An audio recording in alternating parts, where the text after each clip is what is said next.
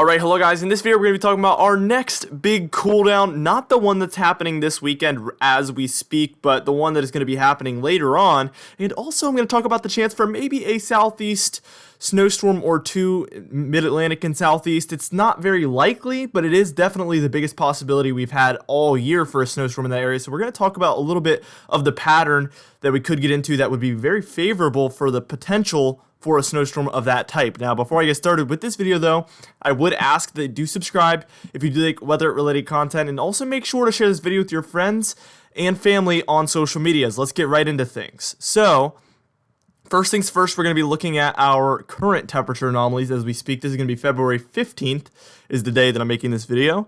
And you can see we have some cold air over the eastern United States, some of the coldest air of the year so far, which is surprising to say the least, because we did expect to see a lot more of this than we ended up seeing. Now, let's move on towards tomorrow morning, which is going to be Sunday, February 16th, and you can see things get really more mild for the eastern United States. In the Midwest, we do have some more cold air coming in, but really, for the Mid-Atlantic, Southeast, and Northeast, it really just warms up. I mean, it's night and day from Saturday to Sunday. We're definitely going to do a full switch up of the temperatures and go from very, very cold temperatures to very, very warm temperatures.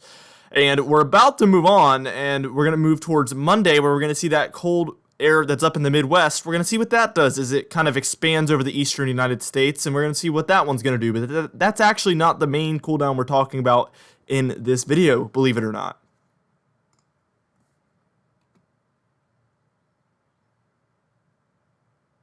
Alright, so as you can see, this is actually going to be by 8 p.m. on Sunday, February 16th still.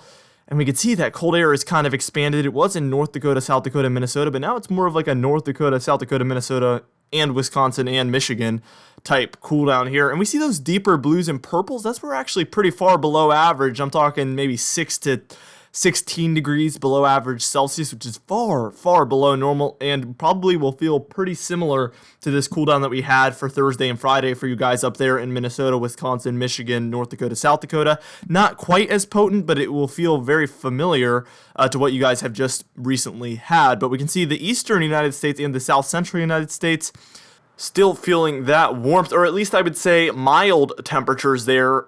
Very, very unseasonably warm, and I guess it is warm there probably for southern Texas, Louisiana, Mississippi, Florida. Those areas do get warm, obviously, in the wintertime.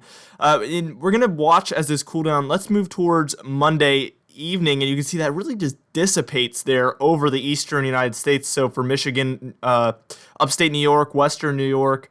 Then we see Vermont and the west, or the northern half of New Hampshire there, and then the northern half of Maine as well. There's a little bit of colder than normal temperatures, but it's really just dissipated and become a much smaller area. But if you do live in those very inland areas in the northeast, you could be experiencing a little bit of cold as we head into Monday, but really that's it. But take a look up there for Canada and the western United States. That's what's going to be our next cool down. We're talking Monday evening here. We're going to start seeing this one move in, so we're not too far out. This is 2 days from now. We're going to be talking about that cool down there for western Canada, and that's going to move kind of in a southeasterly direction. So we're about to move on and see that enter the United States, and we're going to have to see what that does as it brings cold air into the United States.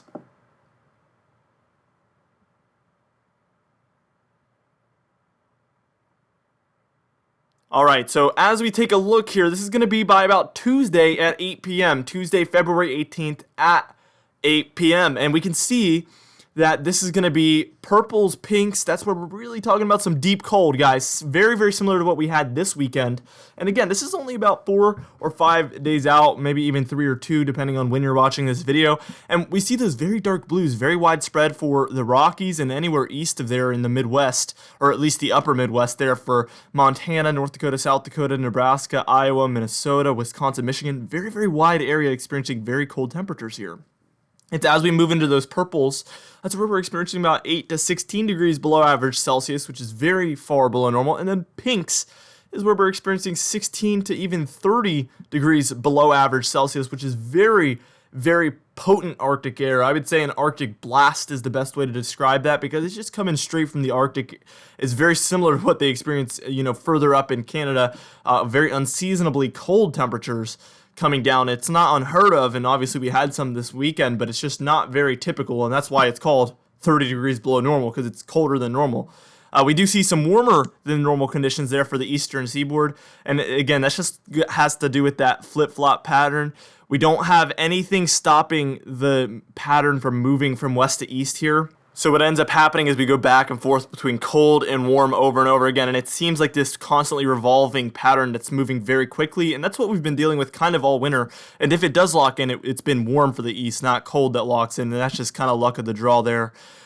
So we're going to see this warm up kind of go away, and we're going to see a cool down come into the eastern United States as we move on.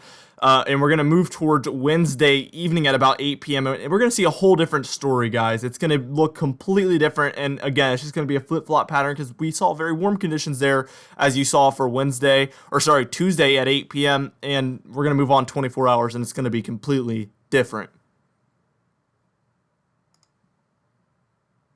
All right, so this is by Wednesday at 8 p.m., and we can see those pinks all over the place. We see some for the Rockies, some for the South Central United States, and then some for the Midwest there, especially the upper Midwest, so South Dakota, North Dakota, Minnesota, Iowa, Wisconsin. We see those pinks again. That's where we're at about 16 to 28 degrees below average. A little bit mild for the southeast still, but you can see the cold has really moved in by this point, and we're going to start to see it move further and further east. So this is going to start to impact our regions here in the eastern United States, but for now, it's definitely impacting the central United States. We do see for Georgia and Florida, there's still a bit of well above normal temperatures, but outside of that, it's average or below average on the eastern seaboard there. Let's move on towards Thursday at 8 p.m., and you can see by this point, the cold air has fully moved into the eastern United States. Again, moving from west to east very quickly, and you saw this move from the upper Midwest to the eastern United States. Now the upper Midwest is looking pretty mild or average, I would say, and now the eastern United States below normal. We do see Texas still holding on to a lot of those purples and pinks, and then New England really getting filled up with all that 16 to 28 degrees below average for all of those regions, filled in with just very cold air. And again, the pinks, that's very far below normal. We see some of those purple colors move down through Pennsylvania, West Virginia. We see some of that for Wisconsin, Iowa, and Illinois still, but really the deep blues is enough to make it very noticeably cold. That's where we're 4 to 8 degrees below average Celsius, which again, I would say is probably what I would call well below normal temperatures. It's enough to be very noticeable and feel very cold, especially in a winter like this one where we haven't seen a lot of outbreaks like this, or Arctic outbreaks. It's just going to feel extra potent because of that fact, obviously. Now we're about to move on and look a little bit at our European model, and then we're going to start looking at NOAA's temperature forecasts for the next 6 to 10 days, the next 8 to 14 days, and we're going to talk a little bit about those potential for southern sliders like I had mentioned before. That's going to be very exciting to take a look at with you guys.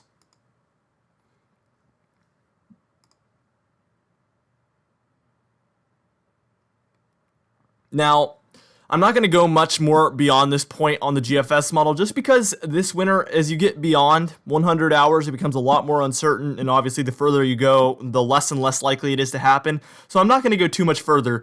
We don't really know when this cooldown will end, but we think that by about Sunday, February 23rd, things will pretty much be coming to an end with that cooldown, but it could continue because, again, the uncertainty as we move forward, this really could be a revolving cold pattern, or it could not. We could see another mild spell. This winter would say, and historically would say, we probably will see a mild warm spell after this cooldown, but, you know, who knows, really.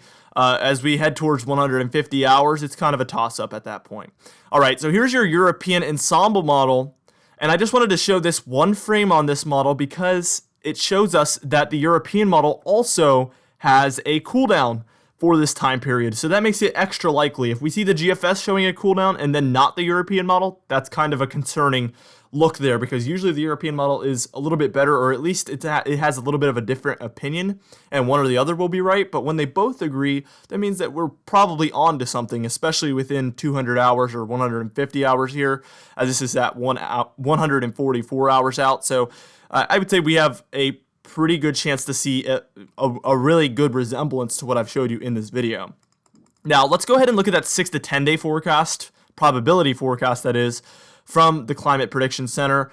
And we see colder temperatures there for the southern Rockies through the south central United States and up through the mid-Atlantic and the southeastern United States. And then a little bit of warmer conditions there for the Midwest after the 20th. So again, this is going to be after that cooldown I just showed you guys. Now, let's look at that precipitation forecast, and this is why I'm saying it is a pretty good chance for southern sliders during this time frame from the 20th through the 24th, which is going to be Thursday, the 20th through Monday, the 24th, because we have above average precipitation expected there for the southern United States as well. So we will have storm systems moving through and then colder than normal conditions, probably the best chance we've had at a southeast snowstorm or a mid-Atlantic snowstorm of the season. And then here's the 8 to 14 day temperature forecast here. So basically the same thing is what I would say. It looks very, very similar. And then here's that precipitation forecast. So again, the cold overlapping with the above average precipitation in the southeastern United States spells the chance for snowstorms in this area. It's not a very high chance, like I said, but probably the highest of the year and probably the highest one we will get. So if it is going to happen, this would probably be the time frame that it will happen. Anyway, guys, thank you so much for watching this video. Again, be sure to share it with your friends and family, and I will see you guys in the next video.